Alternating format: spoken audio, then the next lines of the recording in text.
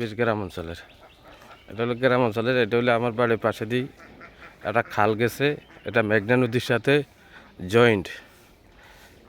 মানে খালের পাশ দিয়ে চলাচলতি করার জন্য রাস্তা আছে এবং আশপাশে বাড়ি ঘরও আছে।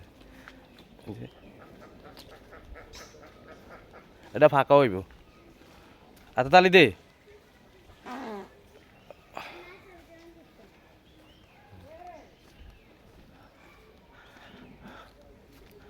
সৌন্দর্যগুলো দেখার মতো। এই ভাই সাহেব কি হয়েছে?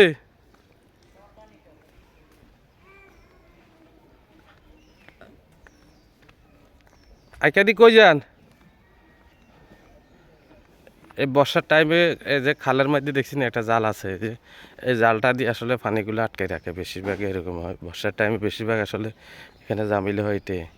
আর দেখছেন এই পাশের লোক এই পাশে যাওয়ার জন্য ইয়ে দিছে, মানে এটার সাঁকর বলা হয়। ওই যে আমার বাইসাপ এলো, আমার বাইসাপ ধরেন এখান থেকে পার হইব।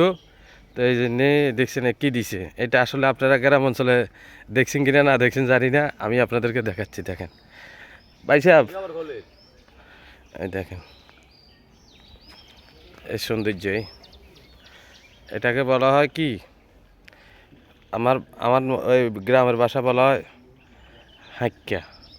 এটা দিয়ে ধরনী আর ইয়ে দিয়ে হাইটা সবাই এদিক থেকে এদিকে যায়, দেখছেন। আবার এখানে এই যে জালটার কথা বলছি আমি, এই জালটা আমি আপনাদেরকে দেখাচ্ছি। এই জালটার কথা বলছি, আর এই জাল দিয়ে, এই যে জাল, এই জাল দিয়ে মাছ মারা হয় বর্ষার টাইমে। এখন তো পানি নেই, এই জন্য এই জালটা বসায় না। এই জাল দিয়ে মাছ মারা হয় এবং এই জাল দিয়ে আবার পানি আটকানো হয় বর্ষার টাইমে। আসলে মানুষের যে ক্ষয়ক্ষতি হয়, এটা কিন্তু আসলে ফ্রেশ এত সুন্দর দেখা যায় কাঁচা রাস্তা, কিন্তু আসলে এটা প্রতি বছর আসলে এটা মেরামত করা হয়। কেন বর্ষার পরে বা বর্ষার আগে বছর হোক বা 2 বছর পরে হোক, মানে মেরামত করা হয় মানুষ আসলে চলাচলতি করার জন্য। আর এখান দিয়ে বেশি মানুষ চলাফেরা করে, এখানে প্রায় অনেক লোক আছে, চলাফেরা করতেছে অনেক লোক আছে এখানে। এই জন্য আসলে এই জন্য আপনাদেরকে আসলে ভিডিওর মাধ্যমে দেখা জিনিসটা আসলে আমি এই মুহূর্তে আপনাদেরকে জানিয়ে রাখতে চাই যে এই জায়গাটা হলো 19 নং তেয়ারিগঞ্জ ইউনিয়ন 9 নং ওয়ার্ড, একেবারে আপনার মৌলভীরহাট বাজারের পশ্চিমে যে সুইচ গেটটা আছে, আসলে সুইচ গেটের পাশ দিয়ে আমি পশ্চিম দিকে হাইটা যাইতেছি। মানে এখানকার পরিবেশ আমার কাছে দেখে ভালো লাগছে, বা আমারই এলাকা, এই জন্য আসলে আমি এই ভিডিওটা করা। আর নিজস্ব এলাকা, নিজের এলাকা আসলে ভিডিও করে আপনাদের মাঝে আসলে তুলে ধরা, এটাই আসলে খুবই ভালো লাগে বা খুবই অনুভূতি লাগে। মানে এত ভালো লাগে এটা বলাহীন বাইরে।